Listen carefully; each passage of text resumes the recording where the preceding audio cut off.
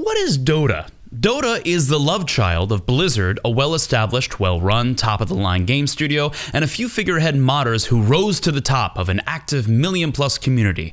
One of those figurehead modders, IceFrog, helped raise Dota with adopted parent Valve, helping the Defense of the Ancients baby grow out of an acronym into Dota 2, one of the most played, spectated, and lucrative games we've ever seen, and it's still growing. Dota 2 was just a twinkle in our eye when Starcraft was released in 1998 that featured a tool called StarEdit, allowing modders to create custom maps and units in the game, leading to our first iteration of Dota, Aeon of Strife, a custom map made by Aeon 64, where you control one unit against artificial intelligent units in 3 lanes filled with towers.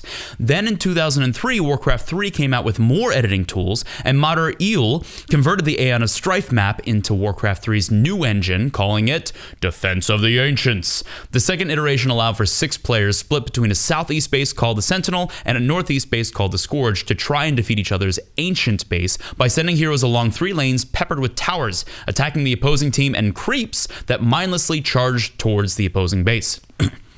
There was also a river that ran through it in the map, and if you look closely to your left, in the early games you can actually see Brad Pitt fly fishing. Many modders created great variations of this game, which brought modder Steve Feek, aka Ginsu, to bring all of these great maps into one map in 2004, calling it Dota Allstars. The third iteration featured the ability to gain gold, experience items and abilities through killing creeps, towers, and opposing heroes. Steve Mescon, aka Pendragon, then created Dota Allstars Forum, where the community of Dota reached its golden age, allowing Ginsu to work with the community on improving the mod and help organize the first major tournaments of 2005. As Ginsu stepped back, modder Abdul Ismail, aka IceFrog, jumped in as the lead developer for Dota Allstars. With the community's help, IceFrog refined Dota Allstars by tuning the balanced chaos of the cast of heroes and all other aspects of the game, bringing it close to the game it is today, but under the Warcraft 3 source engine. As the community grew and tournaments began, including Dota Allstars, Valve and Riot took notice. In early 2009, Steve Feek Ginsu and Steve Mescon Pendragon joined Riot and then helped launch League of Legends that October, while Abdul Ismail IceFrog joined Valve to help develop Dota 2 on a dedicated source engine that would stay true to Dota All-Star purists. In 2010, Pendragon closed the Dota All-Star forums, forcing the community to start thinking, do they want to follow Riot's League of Legends or wait patiently for Valve's much-anticipated iteration of Dota?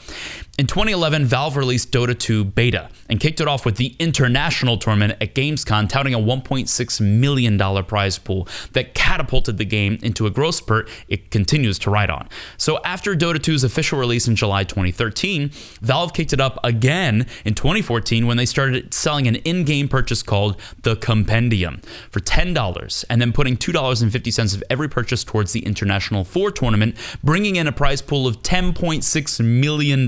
2015's prize pool went up to $18 million. Dota is more of a movement than a game, requiring a large studio to create a great game engine with the tools required for their community to modify it, a well-organized community to provide feedback on each iteration and organize tournaments, the community figureheads to be recruited by a large game studio to build the modification on a new dedicated source engine, then kick it off with a big prize pool tournament, and then, dude, you got a Dota. We will be making a lot more videos about the evolution of multiplayer online battle arena games, attempting to make sense of this crazy world. It takes a lot of time to research all this stuff, so if you have any suggestions or we get something wrong, please let us know. We want to make sure that we do these stories right.